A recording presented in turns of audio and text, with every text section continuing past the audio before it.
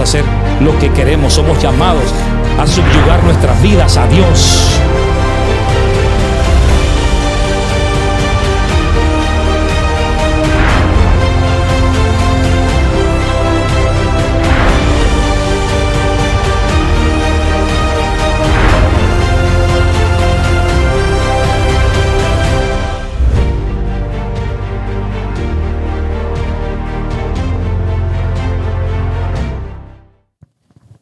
Feliz sábado, hermanos, que el Señor les bendiga. ¿Estamos gozosos? No estamos alegres, estamos gozosos. Podemos estar alegres también, ¿verdad? Pero debemos estar sobre todo gozosos. Hay una gran diferencia entre las dos cosas.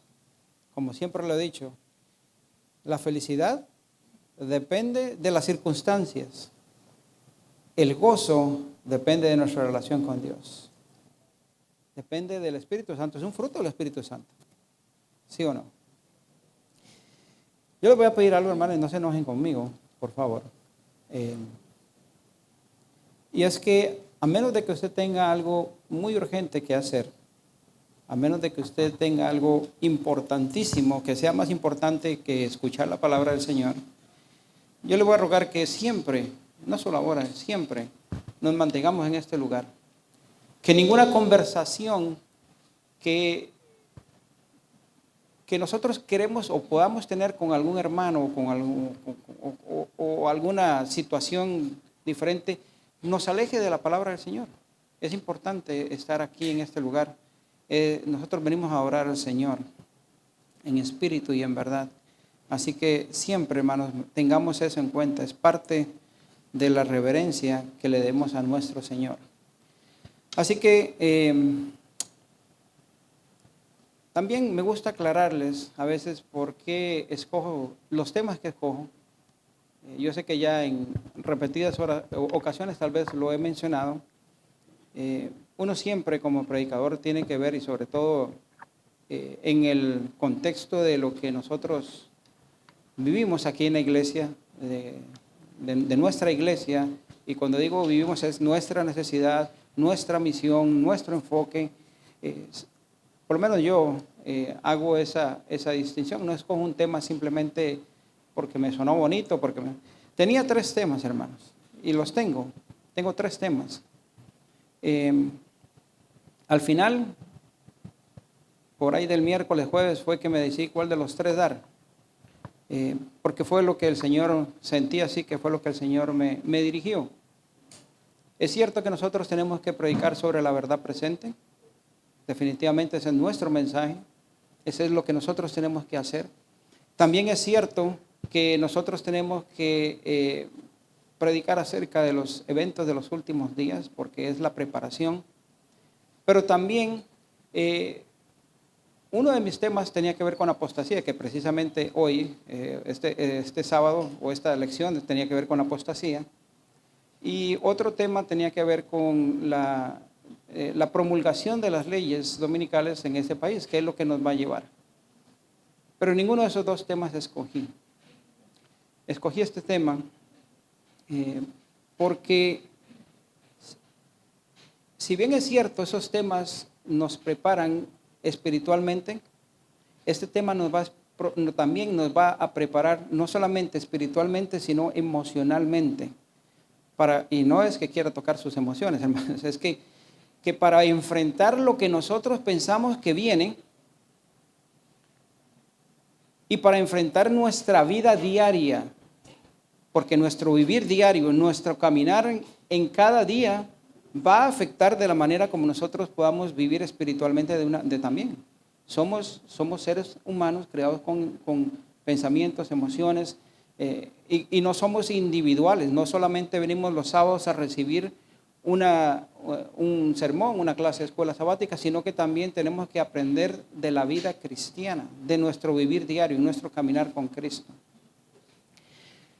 Y entre el tema que he escogido en esta mañana, la pregunta que tengo acá en mi título es: ¿por qué tanto dolor? ¿Por qué tanto sufrimiento? Bueno, la respuesta corta podríamos decir, bueno, vivimos en un mundo de pecado. Esa es la respuesta corta y sencilla que podemos nosotros decir. Pero hay algo más allá, que el Señor permite en cada uno de los hijos suyos, en el sufrimiento, en las pruebas que Él nos da, hay un propósito más elevado que simplemente el decir que vivimos en un mundo de pecado y por lo tanto hay situaciones que nos pasan. Ahora déjenme aclararles también antes de comenzar que no es lo mismo prueba que tentación. Dios no tienta a nadie ni puede ser tentado. Por lo tanto, Dios no va a tentarlo, no llame ni confunda o no piense que una tentación o porque usted está en tentación viene de parte de Dios. Eso no viene de parte de Dios. Las pruebas sí vienen de parte de Dios. Podría mencionar Deuteronomio, no he comenzado todavía mi tema, pero podríamos comenzar Deuteronomio, cuando el Señor le dijo que Él quería probarnos para ver qué había en nuestro corazón, para ver si habríamos de guardar o no sus mandamientos. Por ejemplo, el Señor prueba y lo vamos a ver. Pero hay un propósito. Así que para eso vamos a orar, para poner este servicio en las manos del Señor. Eterno Padre Celestial, una vez más queremos acercarnos al trono de la gracia para buscar oportuno socorro, para que no sea mis palabras, Señor, sino que sea lo que tú quieras transmitir a cada uno, Señor. Tú conoces perfectamente el corazón de cada ser humano y sobre todo los que estamos aquí presentes. Por lo tanto, Señor, tú puedes obrar a través de tu palabra y obrarás. Y harás, Señor, una obra en nuestro corazón de acuerdo a cada necesidad. Eso es lo bello, eso es lo hermoso, Señor, de poder abrir tu palabra. Eso es lo hermoso de tu omnipotencia, omnipresencia y el conocimiento y tu omnisciencia de saber qué es lo que cada uno necesita. Y que una palabra, Señor, pueda dirigirse para unos de una manera y para otros de otra. Eso no lo podemos entender, pero esa es tu sabiduría, Señor. Permite que ese mensaje llegue a cada uno de nosotros de esa manera. En el nombre de Cristo Jesús lo pedimos. Amén. Si hay algo, hermanos, que nosotros podemos saber y estar completamente seguros, es que mientras estemos o en el tiempo que nos resta de este lado de la eternidad, a todos nos va a tocar una cuota de sufrimiento. Sea ahora, sea mañana, sea después. No sabemos en qué grado, no sabemos de qué manera, pero créame que nosotros tenemos que pasar por esa escuela. El Señor Jesucristo, en el libro de Isaías, se le denomina o se le denota como el varón experimentado en quebrantos, varón de dolores. Y no simplemente fue quebrantado, sino que también el Señor fue experimentado en quebrantos. En la primera carta del libro de Pedro, en el contexto del sufrimiento del Señor Jesús, Él nos dijo y nos indicó que nosotros teníamos que seguir sus pisadas. Al fin y al cabo, hermanos, la obra que está haciendo Dios en cada uno de nosotros de manera individual es formar nuestro carácter para replicar el carácter ¿de quién? De Cristo. Y como dice también en su palabra, si con Cristo y si a Cristo le tocó pasar por lo que le tocó pasar, por los sufrimientos, por las incertidumbres de esta vida, por las injusticias, por el dolor, ¿qué tanto a nosotros también experimentaremos de la misma manera? La buena noticia, hermanos, dentro de una aparente noticia no tan agradable como lo es el experimentar situaciones que no nos gustan. La buena noticia es que así como por medio de los sufrimientos que tuvo Cristo, de las aflicciones que Él tuvo, a lo largo de lo que Él estuvo, pasó por el filtro del Padre Celestial. Y asimismo, por el filtro de Él, nosotros también, nuestras pruebas, nuestras aflicciones y nuestros sufrimientos también pasan por medio de ese filtro. ¿Y cuál sería ese filtro? Déjenme decirles, en 1 Corintios, vamos a ir buscando, tengo bastantes textos acá, hermanos, así que vamos a ir viendo lo que dice la palabra del Señor para que sea ella la que hable y sea yo el que menos hable. 1 Corintios 10:13, si lo pueden proyectar todavía mejor para aquellos que tal vez no tengan la Biblia. Y dice 1 Corintios, no os ha sobrevenido ninguna ¿qué? Prueba, dice mi versión, la Reina Valera de 1960. No sé qué versión sería, o sea, la Reina Valera. Exacto. Dice, no ha venido ninguna prueba que no sea humana, pero fiel es Dios, y esto es lo importante, que no os dejará ser probados más de lo que podáis resistir, sino que dará también juntamente con la prueba la salida para que podáis soportarla. ¿Cuál es el filtro? Que el Señor nos conoce de manera individual para saber qué tanto nosotros podamos resistir. Tal vez, en su opinión, Dios está siendo muy severo con nosotros a través de las pruebas. Tal vez usted diga, tengo una prueba que no puedo soportar. Está más allá de lo que yo puedo sobrellevar. Pero sin embargo, el Señor dice que Él no nos ha dado una prueba más de lo que nosotros podamos resistir.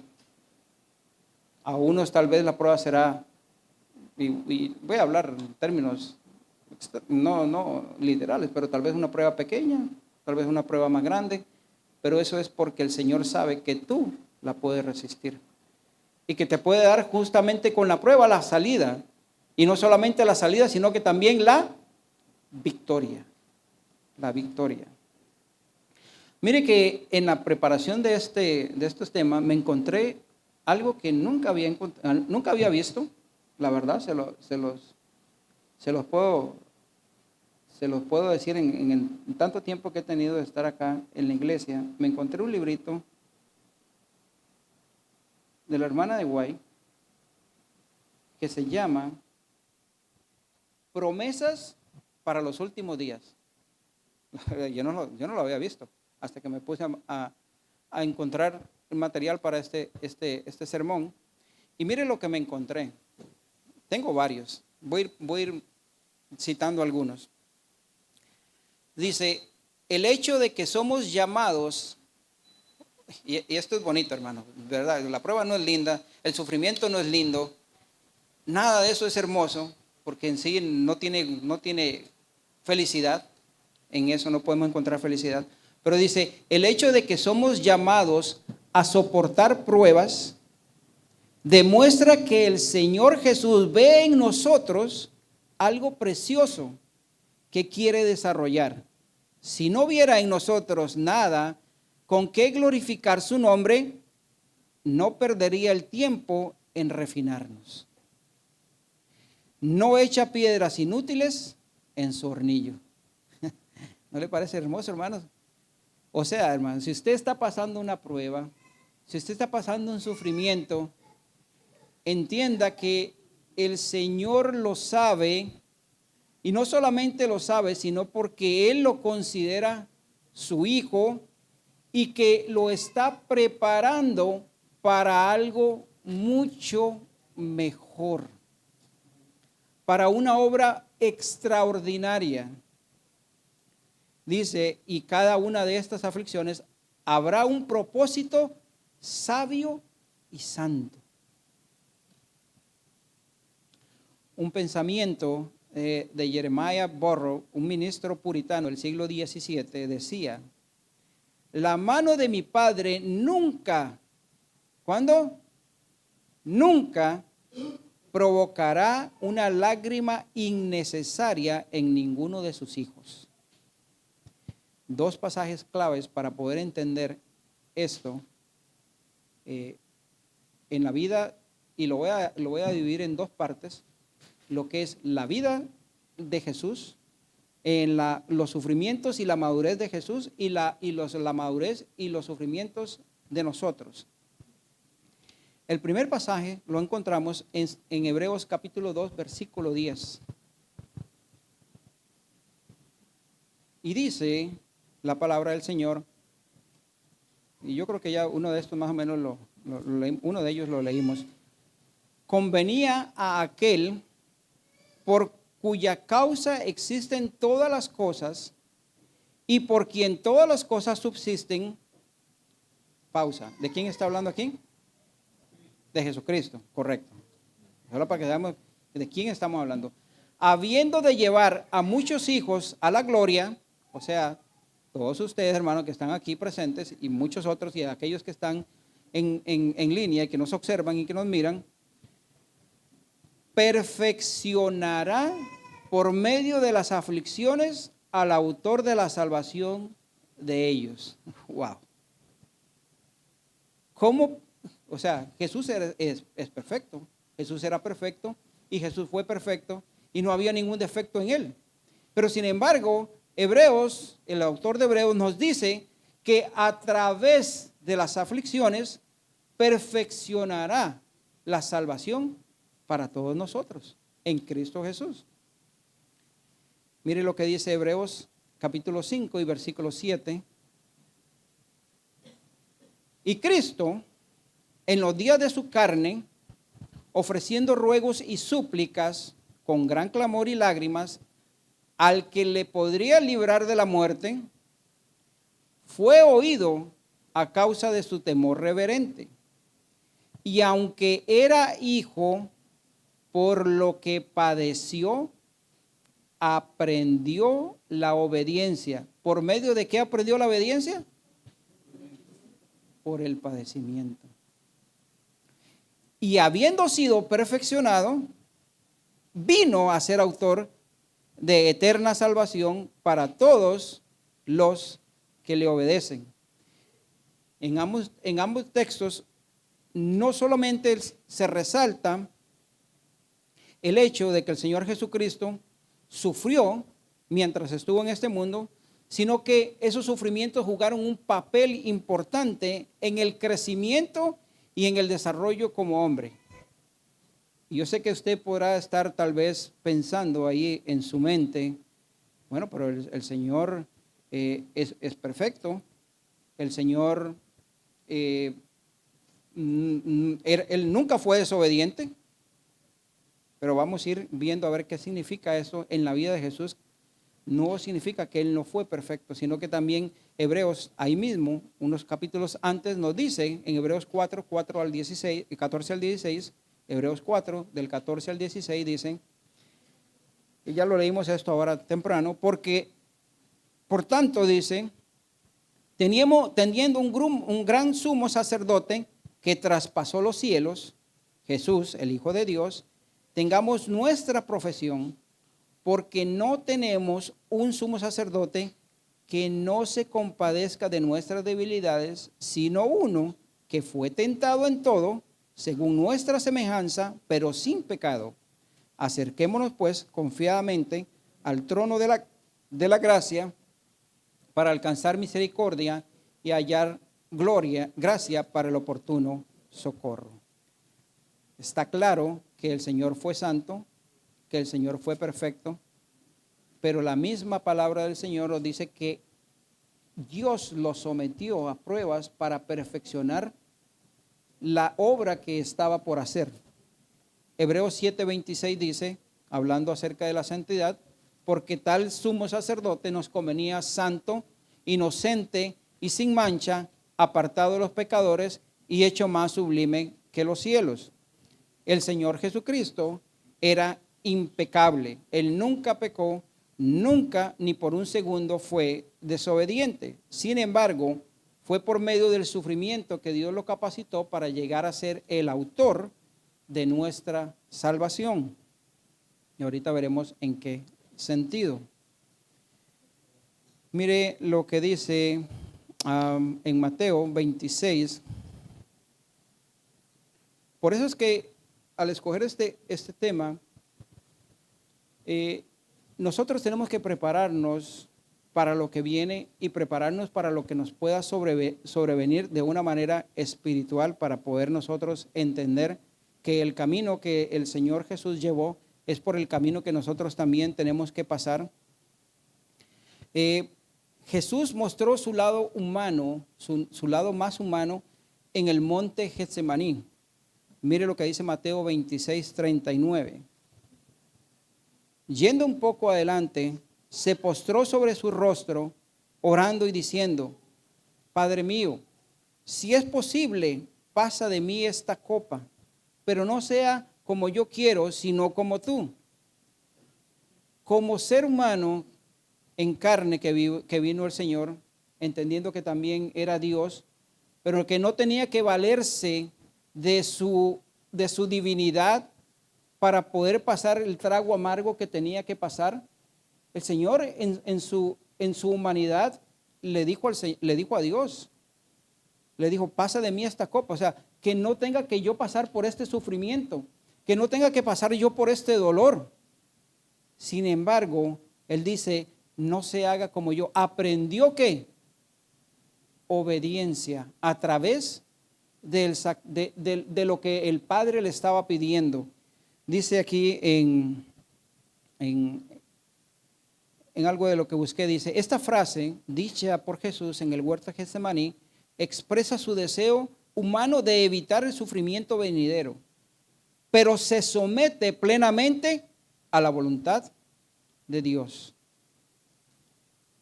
¿Ustedes creen que Jesús no sufrió la agonía de la tentación de evadir el sufrimiento? Yo pienso que como ser humano lo pasó. Y por eso es que dice en Hebreos que tenemos tal sumo sacerdote que Él sabe, Él puede entender Él puede entender nuestra situación porque Él la vivió en carne. Él la vivió.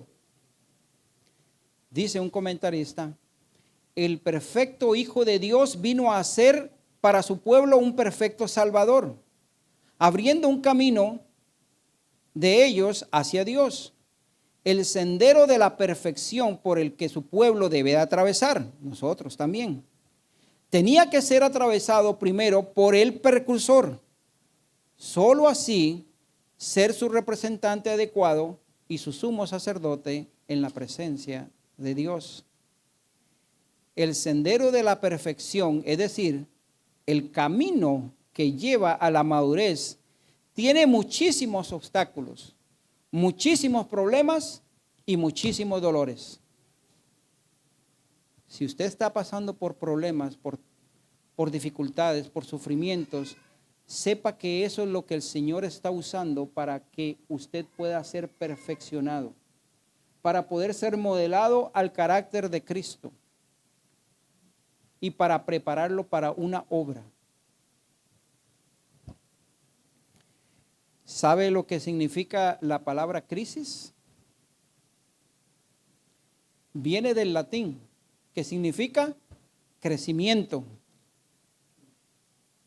No hay crecimiento sin crisis. No la hay.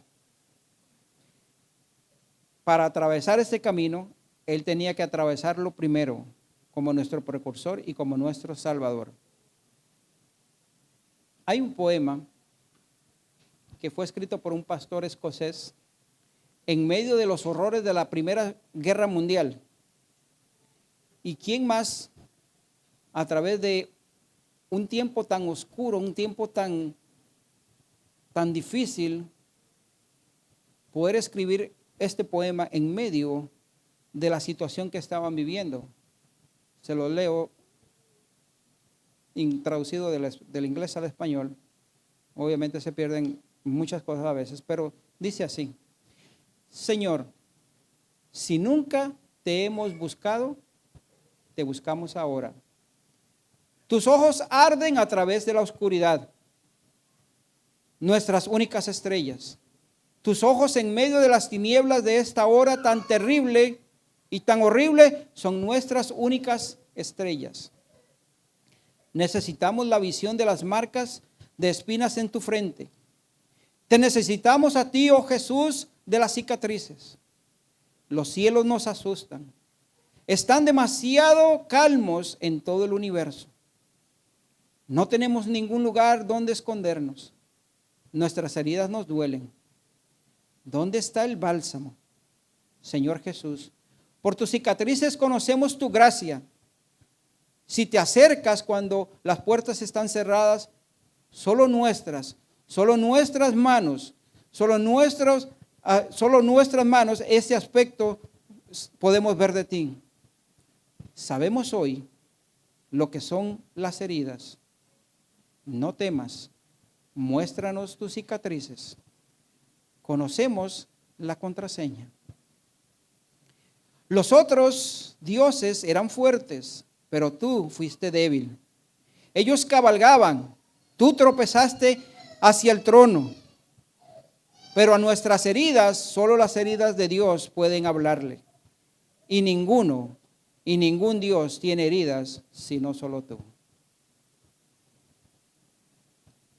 Alguien hizo una paráfrasis de Hebreos 5:8 diciendo: y cuando Jesús era hijo de Dios, Él tuvo que aprender por experiencia lo que es obedecer, cuando obedecer implica sufrimiento. Esa fue la parte que Jesús no conocía como Dios, el sufrimiento. Él no conocía de manera carnal. Él no supo lo que era ser atravesado en el cielo. Él lo sabía porque Dios conoce todo. Él tiene conocimiento de todo como Dios, pero de manera experimental, como muchas veces nosotros decimos y escuchamos, no es lo mismo escucharlo que vivirlo. El Señor vivió, Él sintió las espinas, Él sintió los clavos, Él escuchó los insultos, Él escuchó todo lo que hablaban contra Él. Él sintió la injusticia. Él pudo experimentar el rechazo. Por eso Él puede compadecerse de nosotros. Por eso Él puede entender nuestro sufrimiento. Si Él no hubiera venido en carne, Él no hubiera podido ser un Dios que se hubiera identificado con nosotros, con nuestro dolor. Él lloró por la muerte. Él lloró cuando vio a su ciudad que iba camino a la perdición.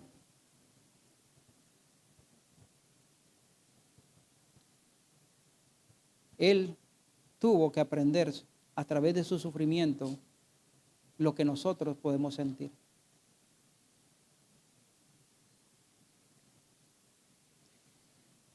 Y si el impecable Hijo de Dios tuvo que atravesar por el sufrimiento, siendo un hombre sin pecado, siendo un hombre puro, limpio, para alcanzar madurez, ¿cuánto más a nosotros, que nos hace falta tanto de aprender, tanto de ser purificados, tanto de ser limpios? Y yo creo que aquí yo me brinqué uno de los textos que tenía también del Espíritu. Pero voy a dejarlo ahí, hermanos, pero vamos a seguir adelante. Aquí tengo más. Y eso nos lleva a nosotros ahora a entender la otra parte.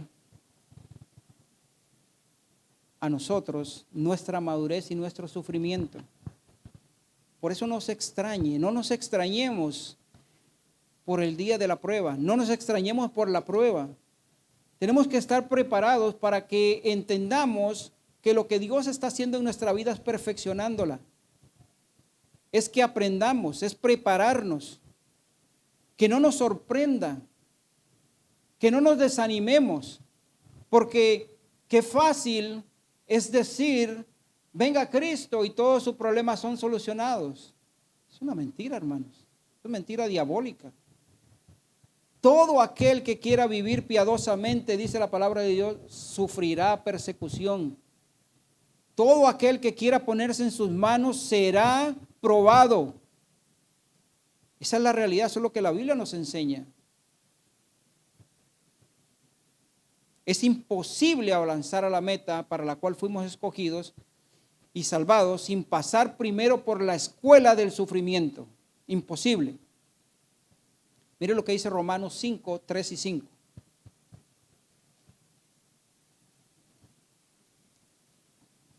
Capítulo 5, libro de Romanos 3 al 5. Y no solo esto, sino que también nos gloriamos en las tribulaciones. Oiga lo que dice Pablo. Sabiendo que la tribulación produce, ¿no ese es un crecimiento? Produce paciencia. Y la paciencia, prueba. Y la prueba, esperanza. Y la esperanza, no avergüenza, porque el amor de Dios ha sido derramado en nuestros corazones por el Espíritu Santo que nos fue dado. Acuérdense la palabra derramado. Ahorita lo voy a extender un poquito más, pero quiero leerles esta otra cita del Espíritu de Profecía, donde dice, escúchale, hermano, porque son muy lindas. La verdad es que yo, cuando las vi, yo me gocé.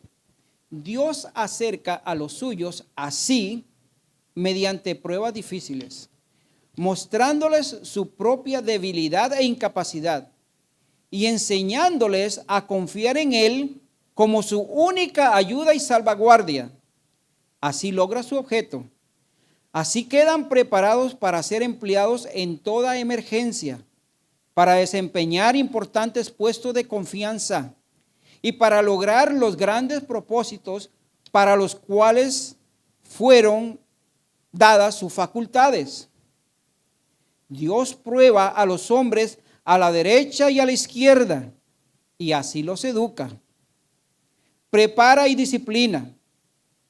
Jesús, nuestro Redentor, representante y cabeza del hombre, soportó este proceso de prueba. Sufrió más de lo que nosotros podemos ser llamados a sufrir. Tremendo. Les recomiendo ese librito, hermanos. Tiene 36 capítulos. Aquí está, miren. Promesas para los últimos días. Tienen promesas para las mujeres, tienen promesas para los jóvenes. Un montón de promesas, hermanos. De ahí saqué esta información. Dice, la palabra desarrollarse significa una cascada, o sea, lo que da a significar es una cascada, descender como una cascada. Quiere decir que Dios ha derramado de una forma sobreabundante su amor en nosotros, en nuestros corazones, de tal manera que nosotros podamos y sabemos que por la cruz de Cristo nosotros somos amados por Dios. Suena extraño, hermanos, pero en medio de las pruebas y las dificultades, lo que el Señor nos está diciendo es, yo te amo y te amo mucho, y porque te amo, te pruebo y te disciplino. Eso es en términos generales, así diciéndolo de esa manera, o parafraseándolo más bien. Dice otro, en el conflicto de los cielos, página 679, dice, el amor de Dios, y esta me gustó muchísimo más que todas las demás, hermano. Esta me gustó mucho. Póngale atención, por favor. El amor de Dios para con los hijos durante el periodo de su prueba más dura es tan grande y tan tierno como en los días de su mayor prosperidad. Yo espero que usted lo pueda entender Y yo se lo dije a mi esposa, ella al principio no lo entendió, se lo expliqué. Y le digo, ¿qué significaba eso? Quiere decir, hermanos, que cuando nosotros estamos en nuestro mejor momento, en nuestra mejor prosperidad, y nosotros decimos, alabado sea Dios, qué lindo es Dios conmigo, cómo me bendice el Señor, qué bueno es para conmigo, me dio esto, me dio lo otro. De esa misma forma, el Señor nos ama, Él no cambia. Tanto en los momentos de prosperidad, como en los momentos de dificultad, de adversidad. Así nos ama el Señor. Él no ha cambiado, Él no cambia ni va a cambiar. Y por eso es que podemos ver el sufrimiento y tenemos que ver el sufrimiento de otra forma. Porque nosotros sabemos que este Padre amante no va a permitir de ninguna manera que llegue a nosotros ningún sufrimiento si no es para nuestro bien y para su gloria. Él no lo va a permitir. Ya vimos el filtro. Mire lo que dice Santiago 1 y el versículo 2. Algo extraño, hermanos. Algo extraño. Hermanos míos, está hablando para aquí Santiago a todos. Tened por sumo gozo cuando os halléis en diversas pruebas. ¿Cómo tenemos que estar? Con gozo, hermanos. Es difícil, ¿verdad? Es difícil y por eso hice la aclaración al principio, no es lo mismo la alegría que el gozo. La alegría la da el mundo, la dan las posesiones, lo dan los éxitos, pero el gozo solamente en medio de la prueba la da el Señor. Y ahí es donde nosotros podemos saber también y probarnos espiritualmente en qué grado y en qué nivel estamos. ¿Por qué digo esto? Porque solamente a través de una relación con Cristo es que Él nos va a dar el fruto del Espíritu Santo. Los frutos del Espíritu Santo no van a ser derramados en una persona que no tiene una comunión, que no tiene una lectura, que no tiene un periodo de oración, que no tiene un devocional con Él. No van a ser depositados. Es imposible, hermano. Es un don del Espíritu Santo. No puede ser depositado y ni va a ser depositado en nosotros si no vivimos una vida santa para Él. Y cuando digo santa es apartada. Es nuestra relación íntima con el Señor. ¿Cuáles son los frutos del Espíritu Santo? Paz, paciencia, gozo, benignidad, templanza, mansedumbre. Eso no se lo va a dar nadie. Eso solo el Espíritu Santo se lo puede dar. Es el único. Por eso dije que el gozo tiene que estar en nosotros. Yo voy a volver a repetir algo que ya he dicho varias veces, hermano.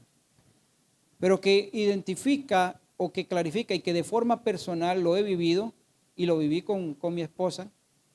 Antes de que a ella lo operaran del bocio que tenía, habían noches que prácticamente ella casi no podía respirar.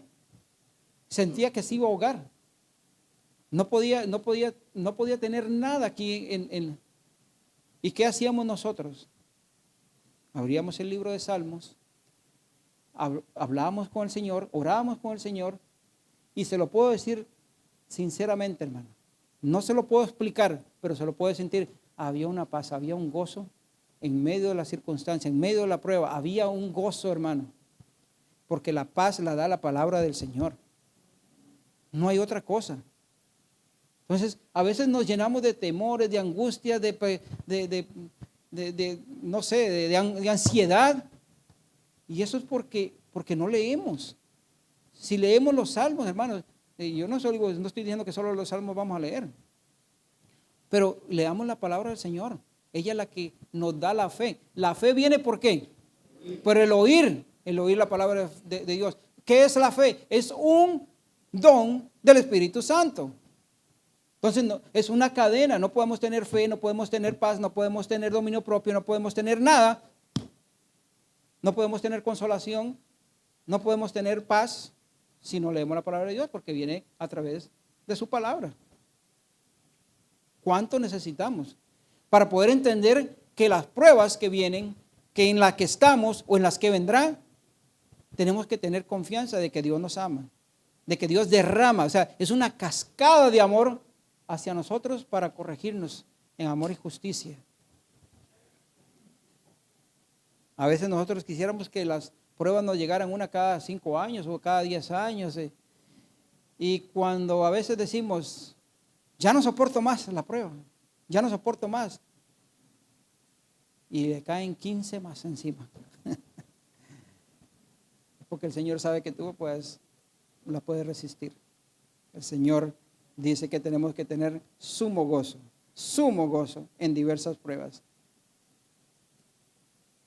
Mire lo que dice 2 de Corintios 4, 16 y 17. Importante cómo comienza. Por tanto, o sea, yo no sé si usted entiende en términos legales lo que es el por tanto. Cuando dice vamos a leer el por tanto, todos los alegatos y todas las cuestiones, el por tanto es el resumen. Eso es lo que significa. Cuando usted lee un por tanto es como decir un resumen. En resumen, dice Pablo en 2 de Corintios, no desmayemos, aunque nuestro hombre exterior se va desgastando, el interior no obstante se renueva de día en día, porque ¿cómo trata Pablo eso? Leve, imagínense hermanos, y acuérdense quién fue Pablo y todo lo que pasó él. Lo apedrearon, lo encarcelaron, casi se ahogan en el barco, lo pusieron en el cepo, bueno, ladrón, ahí usted lo puede leer en Corintios, en la 2 de Corintios, todo lo que él pasó. Y dice, esta leve tribulación momentánea, ¿qué es lo que produce en nosotros? Cada vez una excelente y eterno peso de gloria. Eso es lo que produce, hermano. Produce en nosotros un eterno peso de gloria. Probablemente al no poner en vista las cosas como se ven, sino como las que no se ven, como dice la palabra del Señor. Y voy a avanzar rápido, hermanos. Tengo 3 figuras que la Biblia usa para ilustrar esta verdad. El sufrimiento en nosotros o la disciplina, como quieran. Y tiene que ver, la primera es la disciplina del padre. Y dice la palabra del Señor, que padre que no ama a su hijo, no disciplina. Vamos a ver en Hebreos capítulo 12, versículo 5. Hebreos 12, del 5 al 7.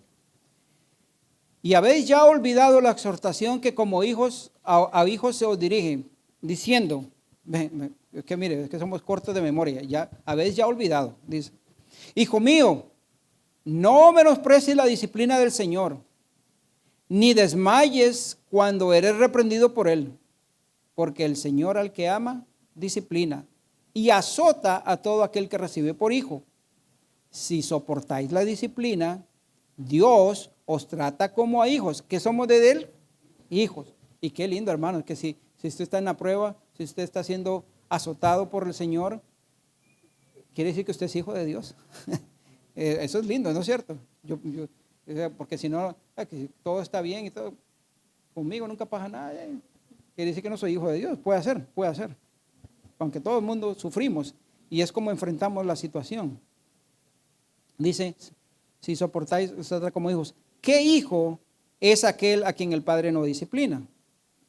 Bueno, Dios es constante en la disciplina y Dios espera que disfrutemos la disciplina hasta poder alcanzar la santidad. La otra figura es la del orfebre, que refina la plata. Vamos a ver en Isaías 48:10.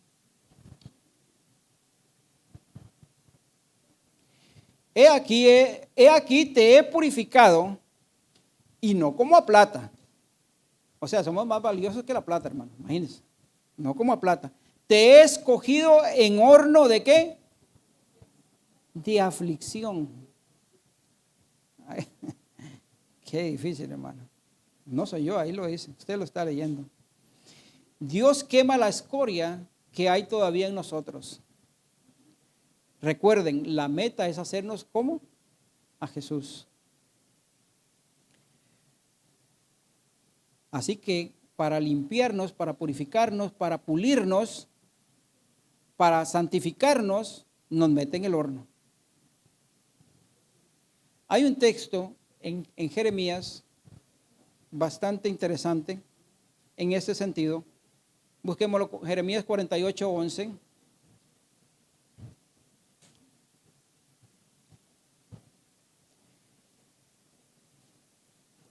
Y dice: quieto estuvo Moab desde su juventud, y sobre su sedimiento ha estado reposado, y no fue vaciado de vasija en vasija, ni nunca estuvo en cautiverio.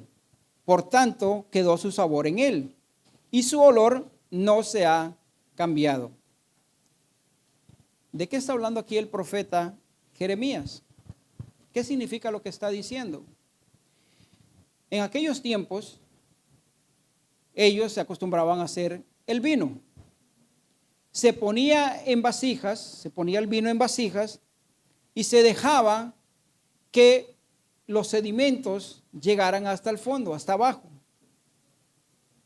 Y una vez que dejaba pasar el tiempo, esos sedimentos agarraban el vino con precaución y lo tiraban a otra vasija para que fuera purificado. Entonces, el sedimento, lo malo, quedaba en el piso y lo bueno se pasaba a la otra vasija. Y así sucesivamente por un periodo de tiempo hasta que fuera quedado el vino de un sabor agradable.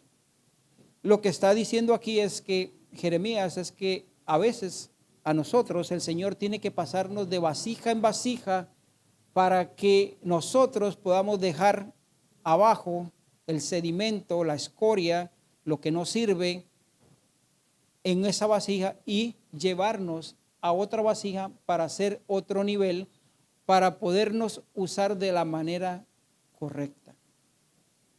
A veces usted está aquí en su zona de confort, está tranquilo y ¡jum! Siente que le quitan el piso, ¿verdad? Con una prueba.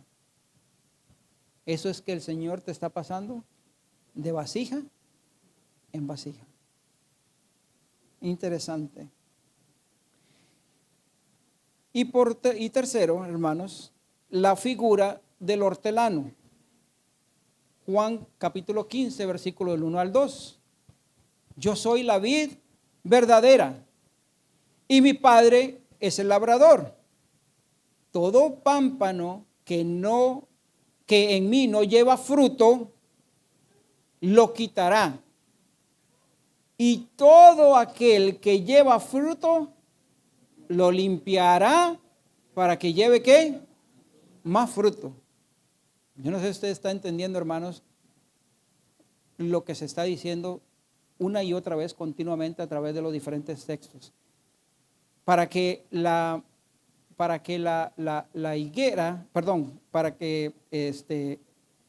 vid pudiera dar más frutos para el próximo año, yo no sé si usted lo sabe, tiene que ser recortada de una manera tan drástica que parece que quedó muerta.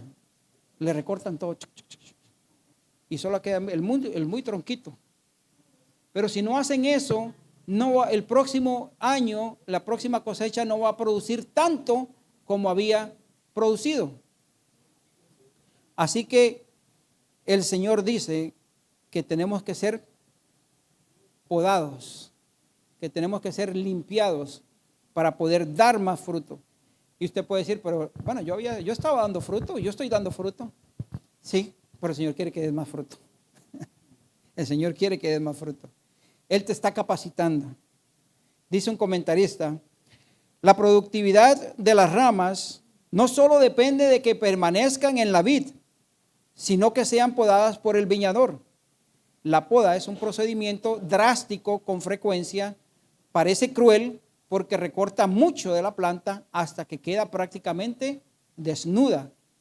Pero cuando llegan otra vez la primavera y el verano, hay mucho fruto por causa de la poda. Ahora, déjeme hacer un pequeño paréntesis.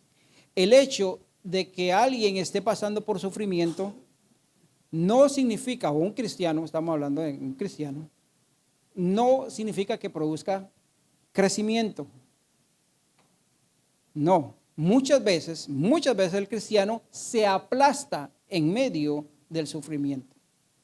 Y esto es una de las razones por las cuales también he escogido este tema. Es porque no es el sufrimiento el que produce el crecimiento, es la actitud, es la forma en cómo reaccionamos al sufrimiento. Alguien dijo una vez, no es el sufrimiento lo que hace que una persona crezca, pero no se crece sin sufrimiento.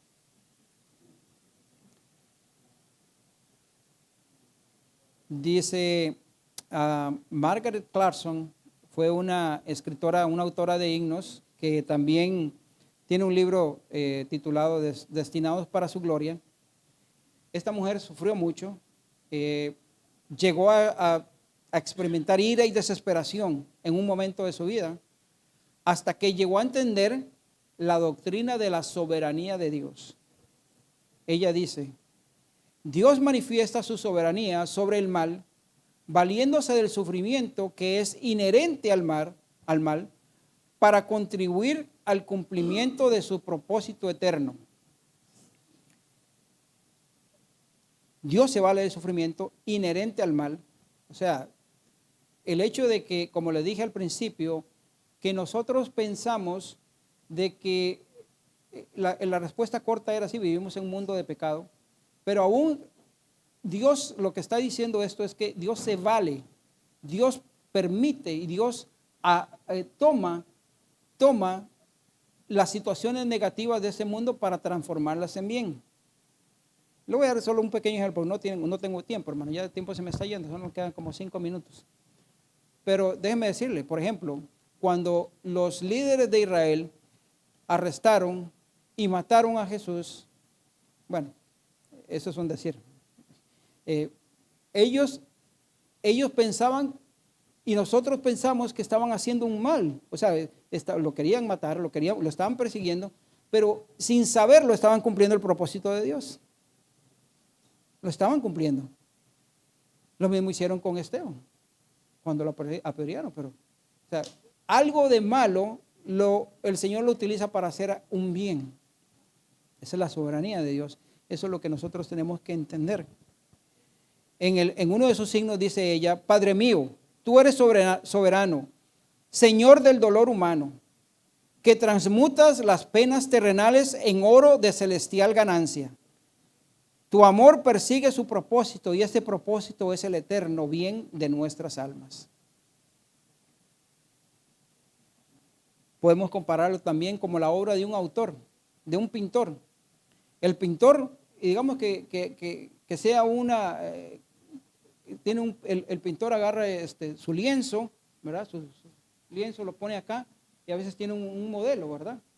Y entonces viene aquí y está acá. Y por cierto, uno de los pintores, Miguel Ángel, era un pintor muy perfeccionista. Para él hacía sus pinturas y las veía y decía, no me gusta, hacía una corrección. Y luego venía y la persona estaba ahí posando y hacía otra corrección. Y venía otro día. ¿Qué significa eso, hermano? Que el Señor quiere hacer una obra maestra en nosotros. Y a veces nosotros queremos ser un garabato. O sea que en lugar de que el Señor pinte la obra perfecta en nosotros, viéndonos en su cuadro, en su lienzo, nosotros nos aburrimos y decimos, ya quiero que el Señor pare de probarme, quiero que el Señor pare que termine este sufrimiento. Pero pedirle eso al Señor es decirle a Él, no hagas la obra mía. Es decirle a Él, no me ames. Es totalmente lo contrario. Y ya se me va el tiempo, hermanos, qué lástima, pero aquí tengo varios textos. Dice de la hermana White, no es ahora el momento de dejarse vencer por el desaliento ni sucumbir bajo la prueba. El Señor me ha mostrado que basta su gracia para resistir todas las pruebas. Y aunque éstas sean más duras que nunca, si tenemos absoluta confianza en Dios, podremos vencer todas las tentaciones y por gracia salir victoriosos. Dice otra cita, Si la recibimos con fe, la prueba que parece tan amarga y difícil de soportar resultará una bendición. El golpe cruel que marchita los gozos terrenales nos hará dirigir los ojos al cielo.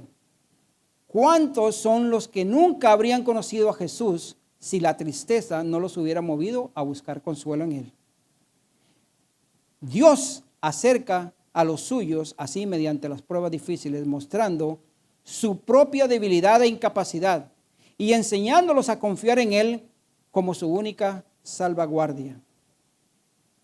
Ese es el propósito de las pruebas. Y yo quería, hermanos, para concluir, quería leer dos salmos, pero en realidad no hay tiempo. Pero sí voy a leer el salmo con el que nosotros, ese sí quiero leerlo porque es en el contexto del sufrimiento que fue escrito, y es el Salmo 66, fue nuestra lectura bíblica. Eso sí voy a tomar un tiempito, solo unos 2 minutos para leerlo completo, hermanos, porque vale la pena. Y quiero que con este pensamiento nos vayamos de esta mañana. Salmo 66, todo completito, hermanos.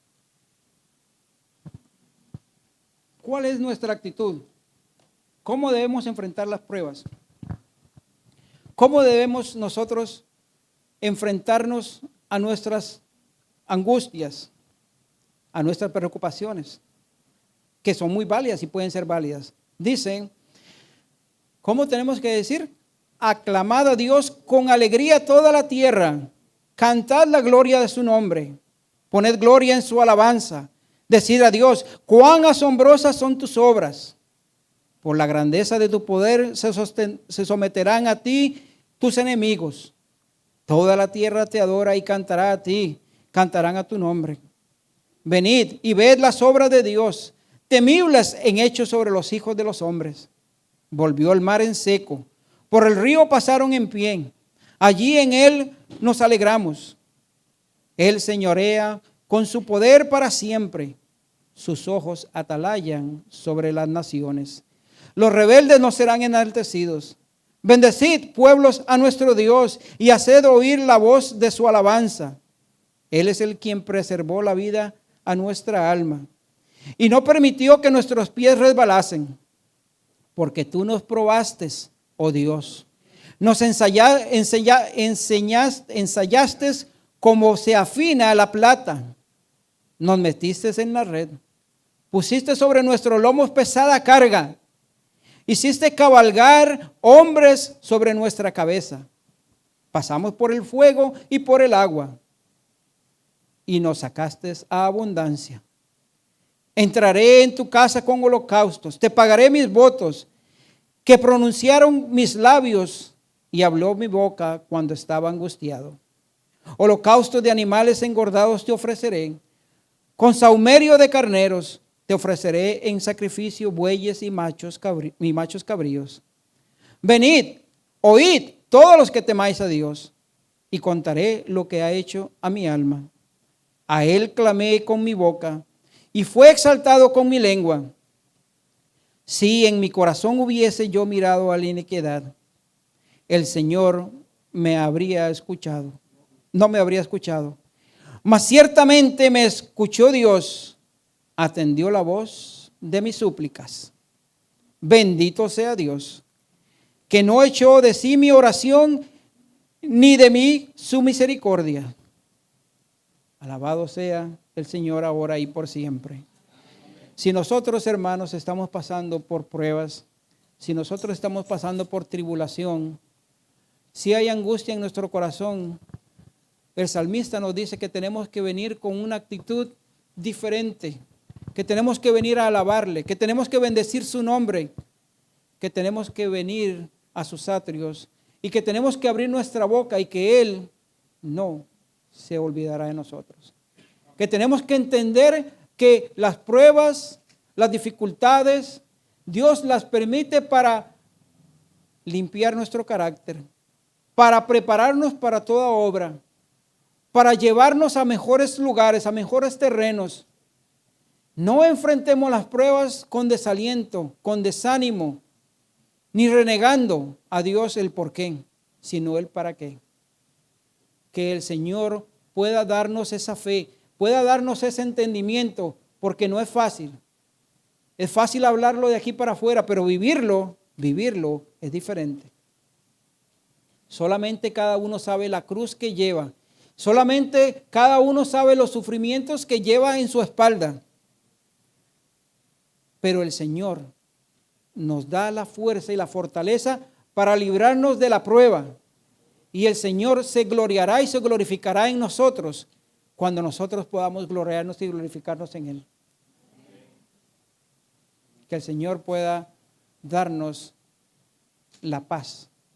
Como dijo Jesucristo, yo doy la paz, no como la da el mundo, sino una paz que sobrepasa todo entendimiento. Para Él sea la gloria, para Él sea todo honor por los siglos de los siglos. Amén. Vamos a ponernos de pie para orar. Padre eterno y amado, tú eres bueno, para siempre es tu misericordia. Sabemos que hay algo, Señor, hay un tramo, o durante el tramo de nuestro trayecto, en nuestro caminar hacia la tierra celestial, habrán tropiezos, habrán pruebas, habrán situaciones difíciles en las que tengamos que atravesar. Pero danos la fortaleza, danos la valentía para enfrentarlas, para seguir adelante, para no caer y no sucumbir, Señor, de lo que se pueda presentar en el camino. Que nosotros, Señor, podamos mantener la confianza, para que no dependamos, Señor, de tener una vida plena y agradable que también tú quieres que la tengamos, pero que no sea el objetivo de nuestra vida para poder tener una relación contigo, sino que en las buenas y en las malas, nuestra mente y nuestro corazón puedan adorarte en todo tiempo. Que no importa lo que pasemos, no importa las pruebas, las circunstancias, lo que pueda acontecer, Señor, que nuestro corazón pueda estar lleno de fe que está en tu palabra. Así como lo leímos en los Salmos, así como lo leímos en tu palabra, Señor, ella es la que nos da aliento y la que nos prepara para enfrentar esta vida. Sabemos que nos queda mucho por recorrer. Sabemos, Señor, que nos queda mucho por hacer por tu obra. Sabemos que el enemigo también está enojado con nosotros. Pero nada, Señor, nos detendrá porque somos más que vencedores en Cristo Jesús. Porque tú vas delante de nosotros peleando la batalla. Porque tú nos has puesto por cabeza y no por cola. Porque la victoria está asegurada. Y no importa, Señor, lo que suceda. Así como dijo Job, Señor, aunque seamos muertos, con todo yo alabaré al Señor. Gracias, Padre, por lo que tú has hecho en nuestras vidas y por lo que harás. Y ahora, Señor, que nosotros nos disponemos a probar los alimentos, que tú seas el que pongas una bendición adicional a ellos, Señor. Bendícelos. Gracias por el fruto de la tierra. Gracias porque todavía hasta el día de hoy, Señor, a través de tu palabra y de lo que tú declaraste en Génesis, que toda la tierra produzca hasta el día de hoy, Señor, se puede y se está dando. Te agradecemos, Señor, porque la tierra produce para nuestro sostenimiento. Gracias, Señor, por ellos. Gracias por las personas que lo prepararon. Todo esto lo pedimos y lo declaramos en el dulce nombre de Cristo Jesús.